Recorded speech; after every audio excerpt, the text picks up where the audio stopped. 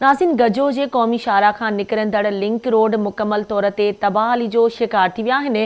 Road टुटल हुजण सबबि ॻोठाणा तकलीफ़ुनि खे मुंहुं ॾियण ते मजबूर आहिनि। उन हवाले सां रिपोर्ट करे रहियो आहे तुफ़ैल अहमद पंवर।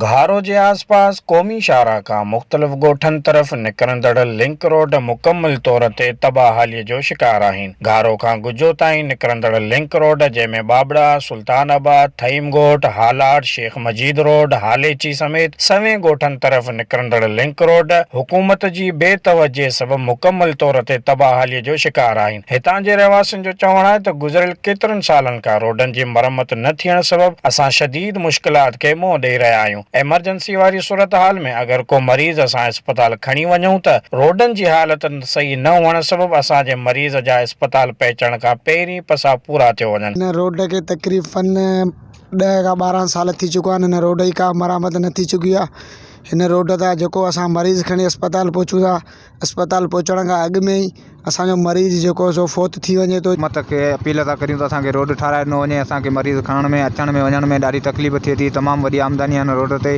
को बि माण्हू एक्शन रोड ते नथो खणे, नथो ठहे, इहा हालत लॻी पई आहे। हिन रोड जो रवासी आहियां, शहर गुजो हिन रोड ते असांखे ॾाढी एॾी वॾी ॾुखाई आहे जे को बि हुकुमरान सां घोड़ा घोड़ा करे हिन वक़्तु ताईं कंहिं बि न ठारायो आहे।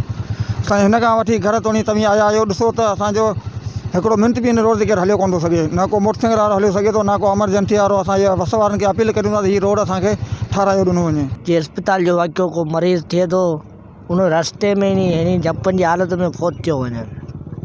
मुखालिफ़ दरख़्वास्त करियूं था हुकूमत सां त हिन रोड जी तामीर आई कई वञे। रोड निकिरनि था जंहिंमें शेख मजीद चौधरी हालेजी लिंक रोड हुजे, शेख नेक मोहम्मद चौधरी रोड हुजे, शाह हुसैन लिंक रोड हुजे, या रेगुलेटर गुजे खां ॻोठ मुराद सुमरो, आरब पली जो, गुल मोहम्मद पली जो, गुलमंडा ताईं जेके कच्चा पक्का रोड आहिनि जिन जी हालत इंतिहाई संगीन आहे।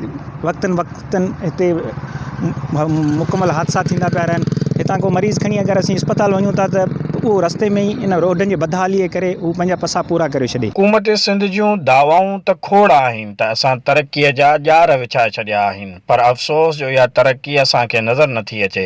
हितां जे रहवासियुनि जो चवणु आहे त बिजली, गैस, पीअण जो साफ़ पाणी त परे जी ॻाल्हि आहे, पर घटि में घटि असांजे ॻोठनि तरफ़ निकिरंदड़ रोड असांखे तामीर कराए ॾिना वञनि त जीअं असांजी मुश्किलात में घटिताई अची सघे। तुफ़ैल अहमद पंवर, आवाज़ न्यूज़, घारो।